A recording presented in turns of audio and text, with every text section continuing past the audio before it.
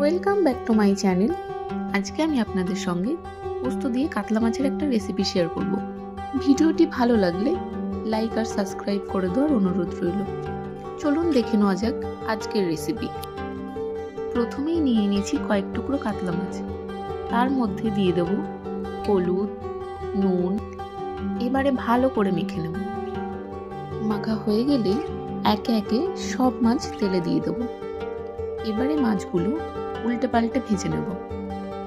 আমি মাছগুলো লাল লাল করে ভেজে নিয়েছি।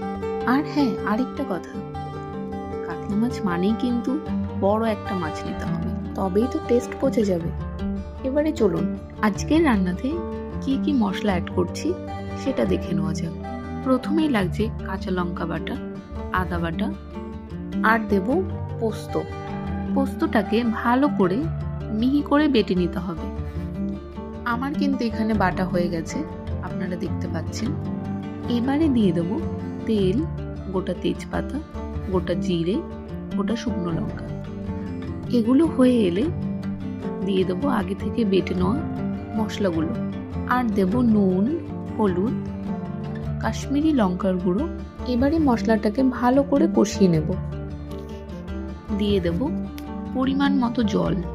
এখানে কিন্তু জলের পরিমাণটা কম অ্যাড করতে হবে, কারণ পোস্ত কাতলার গ্রেভিটা একটু মাখো মাখো হলেই ভালো লাগে। এবারে ঝোলটা ফুটে এসেছে, এর মধ্যে একে একে মাছগুলো ছেড়ে দেব। এবারে দিয়ে দেবো পোস্ত বাটা। পোস্তটাকে একটু জল দিয়ে গুলিয়ে নিয়ে ঝোলের মধ্যে অ্যাড করব। একটু নেড়ে চেড়ে দিয়ে দেব জিরে আর ধনে বাটা। আমি আগে থেকেই ভেজে তুলে রেখেছিলাম। এবার দিয়ে দেব সামান্য পরিমাণ চিনি, এতে কালারটা খুব সুন্দর হয়। আপনারা চাইলে স্কিপ করতে পারেন। পোস্ত দেবার পর মাছের গ্রেভিটা কিন্তু অনেকটাই ঘন হয়ে এসেছে। এবারে আমরা একটি পাত্রে নামিয়ে নেব। দেখুন কালারটা কত সুন্দর হয়েছে, খেতেও কিন্তু দুর্দান্ত হয়েছে।